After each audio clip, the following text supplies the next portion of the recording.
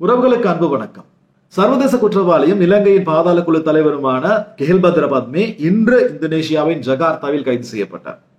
இந்த கைதின் பின்னணியில் இலங்கை போலீசாரின் திட்டமிடலானது ஒரு டிடெக்டிவ் ஸ்டோரி அளவுக்கு இன்ட்ரெஸ்டிங்கான ஒரு கதை.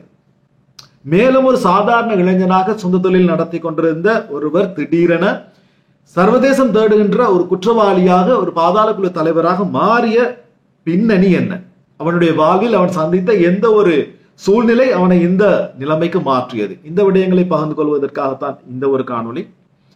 இது உங்கள் சந்திரன் ரிவ்யூஸ். நான் உங்கள் சந்திரன். என்னுடைய காணொளிகள் உங்களை கவர்ந்திருந்தால் தயவு செய்து என்னுடைய சேனலை சப்ஸ்கிரைப் செய்து பார்வையிடுங்கள். சப்ஸ்கிரைப் செய்த நண்பர்களுக்கு என்னுடைய மனமார்ந்த நன்றிகள். ஓகே, ரெட் அலர்ட் விதிக்கப்பட்டிருந்த குற்றவாளிகளும் பாதாள உலக குழுக்களின் தலைவர்களுமான கெஹில்பத்ர பத்மே, கமாண்டோ சலிந்த, பெக்கோ சமான், பானதுர நிலங்க, தமிழி லஹிரு, இவர்களோடு பெக்கோ சமானுடைய மனைவி 3 வயது குழந்தை. இந்த ஒரு குழுதான் இன்று இந்தோனேஷியாவின் ஜகார்த்தாவில் கைது செய்யப்பட்டது. இந்த ஒரு கைதின் பின்னணி நான் ஏற்கனவே கூறியது போன்று இந்த ஸ்கெட்ச் போட்டு தூக்குறது என்ற ஒரு பேச்சு இருக்கு, ஒரு அடைமொழி. அந்த ஸ்கெட்ச் போட்டு தூக்குறது என்ற ஒரு விஷயம் இந்த ஒரு கைதுக்கு மிக மிக பொருத்தமான ஒரு வார்த்தை. என்னன்னு சொன்னால், இலங்கை போலீஸ் மா அதிபர் பிரியாந்த விஜயசூர்யா அவருக்கு கிடைத்த ஒரு தகவலின் அடிப்படையில், இந்தோனேஷியாவிலிருந்து கிடைக்கப்பெற்ற ஒரு தகவலின் அடிப்படையில் கடந்த 7 நாட்களுக்கு முன்னதாகவே இலங்கையிலிருந்து ஒரு போலீஸ் அதிகாரியையும் ஒரு சிஐடி அதிகாரியும் இந்தோனேஷியாவுக்கு அனுப்புகின்றார். அங்கே சென்று இந்தோனேஷிய போலீஸோடு இவர்களுடைய விவரங்களை வழங்கி இவர்களை பின்தொடர்வதற்காக இந்த 7 நாட்களிலும், இந்த 7 நாள் மிஷனிலே அந்த அதாவது போலீஸ் அதிகாரியும் சிஐடி அதிகாரியும் வீதியோரங்களிலே உறங்கி ஒருவேளை உணவு மற்றும் எடுத்துக்கொண்டு இவர்களை பின்தொடர்ந்திருக்கின்றார்கள். இறுதியாக இன்று, அதாவது இந்த குழுவுக்கு இலங்கை போலீசாரால் தேடப்படுகிறார் என்ற ஒரு விஷயம் தெரிய வருகின்றது. தெரிய வந்ததை அடுத்து அந்த இடத்திலிருந்து இவர்கள் தப்பி செல்ல முயற்சிக்கின்றார்கள். இந்தோனேஷிய போலீஸ் இவர்களை, அதாவது இலங்கை போலீசாரும் இணைந்து இவர்களை ஃபாலோ பண்றாங்க. ஃபாலோ பண்ணும் பொழுது இவர்கள் போக வேண்டிய தூரம் இருக்கின்றது ஜஸ்ட் ஒரு 7 கிலோமீட்டர் தான். ஆனால் அந்த வீதியெங்கும் சுத்து வர்ற பாதையில் ஒரு 60 கிலோமீட்டர் ரவுண்ட் அடித்து விட்டு இவங்க போக வேண்டிய இடத்துக்கு போறாங்க. அந்த இடம் வரை இந்தோனேஷிய போலீஸ் இவர்களை பின்தொடர்ந்து செல்கின்றது. பின்தொடர்ந்து சென்று அங்கே கைது செய்கின்றார்கள். கைது செய்யப்பட்ட சந்தர்ப்பத்திலும் 10 மில்லியன் இவர்கள் பேரம் பேசி இருக்கின்றார்கள் இவர்கள் தப்புவதற்காக. ஆனால் சட்டம் சரியாக இங்கே செயல்பட்டதனால் இவர்கள் கைது செய்யப்பட்டிருக்கின்றார்கள். இன்னும் 2-3 நாட்களில் இவர்கள் இலங்கைக்கு அழைத்து வரப்படுவார்கள். இதற்கு குறிப்பாக இலங்கை போலீஸ் திணைக்களத்திற்கும் இந்த இந்தோனேஷிய போலீஸ் அதிகாரிகளுக்கும் இன்டர்நேஷனல் போலீஸுக்கும் உண்மையாக இலங்கையர் சார்பாக நாங்கள் நன்றியை தெரிவித்துக் கொள்ள வேண்டும். இந்த கைது இடம்பெற்ற இந்த பின்னணி இதுதான். ஓகே, இந்த கெஹில்பத்ர பத்மே ஒரு சாதாரண இளைஞராக தன்னுடைய சொந்த தொழிலை செய்து கொண்டு சமூக செயல்பாடுகளிலே அக்கறை காட்டி வந்த ஒரு இளைஞராகத்தான் தான் இருந்த பிரதேசத்திலே இருந்திருக்கின்றார். ஓகே, 2017-18 ஆண்டுகளுக்கு பிறகுதான் இவருடைய வாழ்க்கை திசை மாறுகின்றது. ஓகே, கோரலகமங்கை மனுதினு பத்மஸ்ரீ பெரேரா, இதுதான் கெஹில்பத்ர பத்மேனுடைய ஃபுல் நேம். கம்பஹா இவர்களுடைய சொந்த இடம். 1988 ஜூன் மாதம் 17ஆம் தேதி இவர் பிறந்தது. நெவில் பெரேரா இவருடைய தந்தை. ஆரம்ப கல்வி உடுகம்பல பாடசாலையில், பின்னர் கந்தானை டிமேசன் கல்லூரிக்கு இவர் மாறுகின்றார். அங்கே ஒரு சிறந்த அத்லட்டிக் வீரராக இவர் பாடசாலையிலே தன்னுடைய பெயரை பதிக்கின்றார். அது மட்டுமல்ல, உயர்தரத்திலே சயின்ஸ் ஸ்ட்ரீமிலே கல்வி பயின்ற ஒரு மாணவன். கல்வியிலும் சிறந்து விளங்கிய ஒரு மாணவனாகத்தான் இவர் இருந்திருக்கின்றார். இவருக்கு யூனிவர்சிட்டி வாய்ப்பு கிடைக்கவில்லை, அதாவது மெடிக்கல் ஃபேக்கல்டி எதிர்பார்த்து கல்வி கற்றிருக்கின்றார். பட் அது சந்தர்ப்பம் அமையவில்லை. இவருடைய அப்பாவும் ஒரு பிசினஸ் மேனாக இருந்தபடியினால் பிசினஸ் ஃபீல்டிலே இவர் போகின்றார். கன்ஸ்ட்ரக்ஷன் ஃபீல்ட் செய்கிறார். அது இல்லாம வேறு சில சொந்த தொழில்களும் செய்கின்றார். 24 வயதிலே தன்னுடைய காதலியை இவர் திருமணம் முடிக்கின்றார். திருமணம் முடித்து அமைதியான ஒரு வாழ்க்கை. அவருடைய தந்தை வீட்டிலிருந்து ஒரு 100 மீட்டர் தூரத்திலே இவருடைய வீடை அமைத்துக் கொண்டு இவர்கள் வாழ்க்கை நடத்துகின்றார்கள். 2017ஆம் ஆண்டுக்கு பிறகுதான் இவருடைய வாழ்க்கை திசை மாறுகின்றது. அந்த இடம்பெற்ற ஒரு சந்தர்ப்பம் தான் இவரை மாற்றுகின்றது. ஓகே, இந்த கெஹில்பத்ர பத்மேனுடைய தந்தை நெவில் பெரேரா அந்த பிரதேசத்திலே நன்கு செல்வாக்கு மிக்க ஒரு நபராக இருந்திருக்கின்றார். அதனால் அந்த ஒரு புகழ் இந்த கெஹில்பத்ர பத்மே அல்லது மனுதினு பத்மஸ்ரீ பெரேராவுக்கும் இருந்திருக்கின்றது. ஆனால் இந்த கெஹல்பத்ர பத்மேனுடைய தந்தை நெவில் பெரேரா ஆரம்ப காலத்திலே சில இல்லீகல் பிசினஸில் ஈடுபட்டு வந்திருந்த ஒருவராகத்தான் குறிப்பிடப்படுகின்றார் சில இலங்கை பத்திரிகைகளிலே.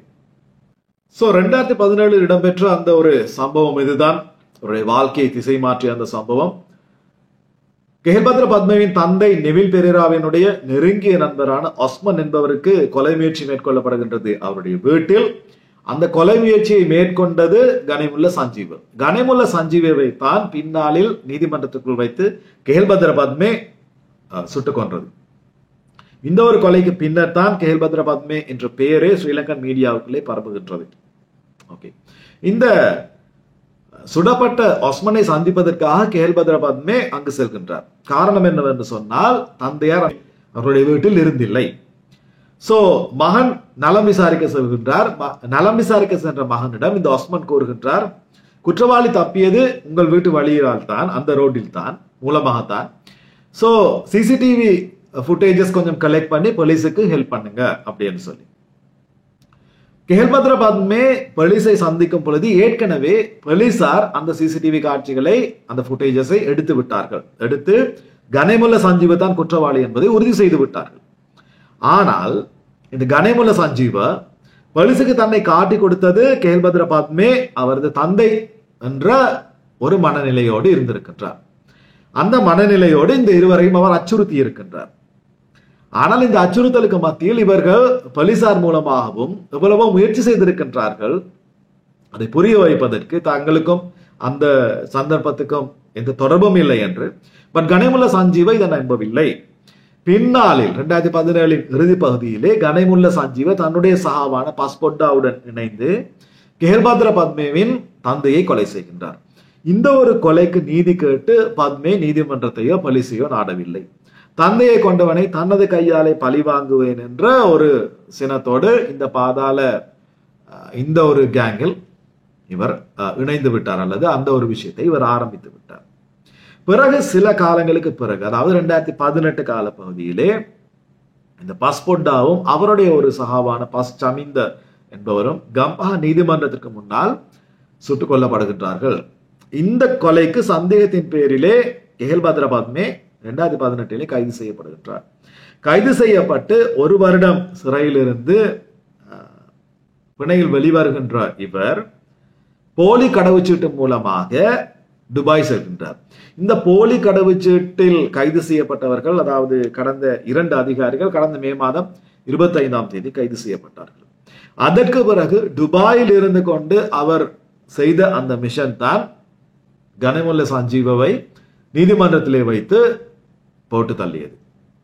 அந்த துப்பாக்கிதாரி கைது செய்யப்பட்ட பின்னர் தான் இதற்கு காரணம் இந்நாள் தான் கெஹல்பத்ர பத்மே என்ற விவரங்கள் போலீசுக்கு தெரிய வருகின்றது.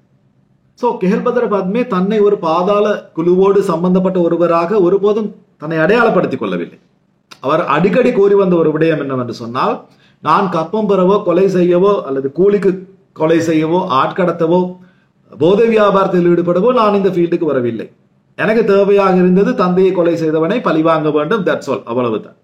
ஆனால் இந்த கெஹல்பத்ர பத்மேனுடைய நெட்வொர்க் என்பது மிக வியாபித்திருந்த ஒன்றாக அண்மையில் தான் இலங்கை போலீசார் கூட அறிந்து கொண்டனர்.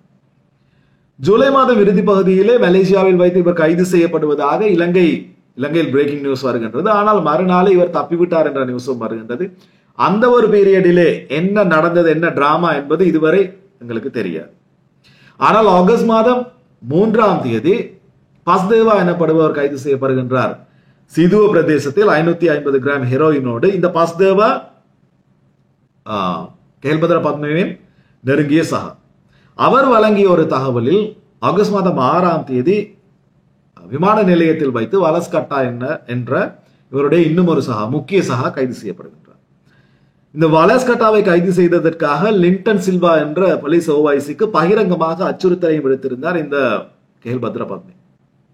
இவ்வாறு இவரை ஃபாலோ செய்த இலங்கை போலீசார் மிக வெற்றிகரமாக இன்டர்நேஷனல் போலீஸின் உதவியோடும் இந்தோனேஷியா போலீஸின் உதவியோடும் குழுவாக இவர்களை கைது செய்திருக்கின்றார்கள். இன்னும் ஓரிரு தினத்திலே இவர்கள் நாட்டுக்கு அழைத்து வரப்படுவார்கள்.